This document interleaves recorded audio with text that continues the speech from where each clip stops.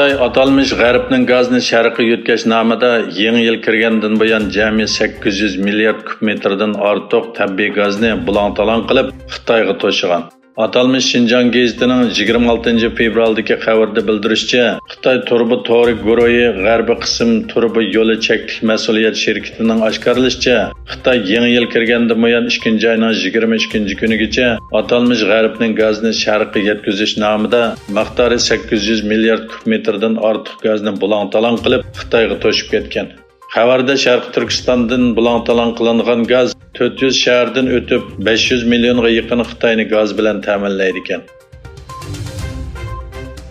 Uyg'ur irqiy qirg'inchiligi yuz berayotgan bir mezgilda Myunxenda o'tkazilgan Uyg'ur tili va madaniyatini namoyon qilish faoliyati diqqatni qo'zg'agan.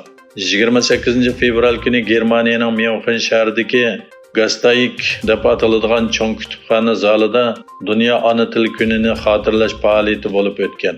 Ana tili yo'qolishga yuzlangan millatlarning tilini qo'g'dash bu qitimqi faoliyatning asosli maqsadi bo'lgan.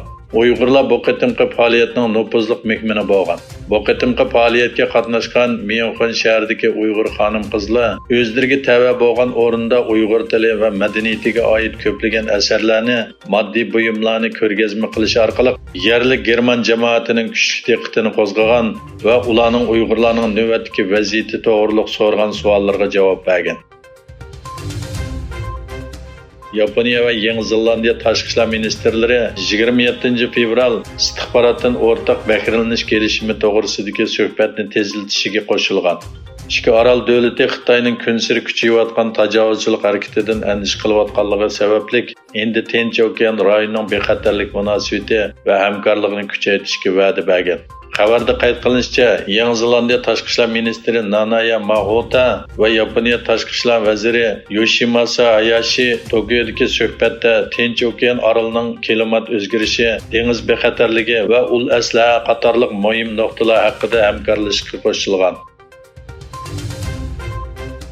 Amerika Qonun palatasida o'tkazilgan va taxminan 3 soat davomlashgan alohida yig'inda Xitoyning iqtisodiy, harbiy, raqamlik va ideyaviy tahdidi muzokara qilindi. Hamda Xitoyning davlat bexatarligiga tahdid soladigan faoliyatlarga jiddiy taqobil turish chaqiriq qilindi. Parlamentda bir qism televizorlarda bevosita tarqatilgan yig'inda parlament a'zolari Xitoy hukumatining Amerikaning davlat bexatarligiga oid keladigan tahdidni muzokara qildi va Xitoyning bu qadamlariga qarshi jiddiy ta'sir qo'llanishni talab qildi. Kanada hukumati Xitoyning TikTok app detalini barliq hukumat uskunlarida ishlatishni chekladi. Amerika Yevropa ittifoqidan ilgari mushunga o'xshash qadamlarni tashlagan bo'lib, Amerikaning 20 dan ko'proq shtat hukumatlari va Amerika parlamenti TikTokni hukumat uskunlarida ishlatishni rasmiy cheklagan edi.